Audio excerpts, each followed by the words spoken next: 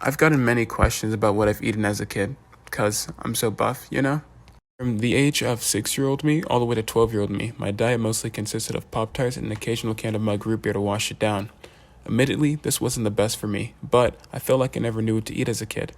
There always were recommendations from school, like the My Plate diagram, but it didn't really work for me. It didn't really work for most people. Did you know that the earliest version of the My Plate diagram was first implemented in 1894? Morse code was only created 10 years before that. The My Plate diagram is extremely outdated and does not provide a clear-cut what and what not to eat. Bread, pasta, cereal, and oatmeal, all carb-heavy foods that raise blood sugar levels, but the food diagram was telling me that the majority of my diet should be split between carbs and veggies. I thought instead of drinking root beer, I could substitute it with a fruit juice, like Naked, like the diagram suggested.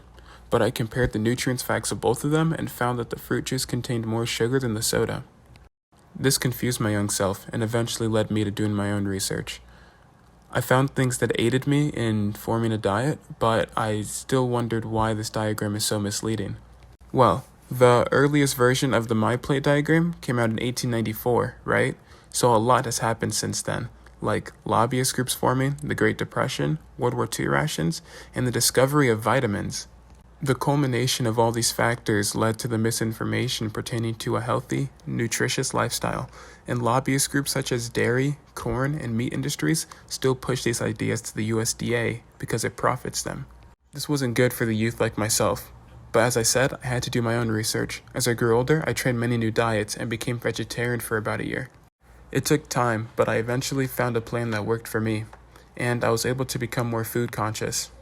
You should always be aware of your food and do research if you're questioning what you're eating.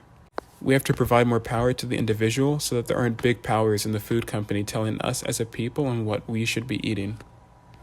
Later.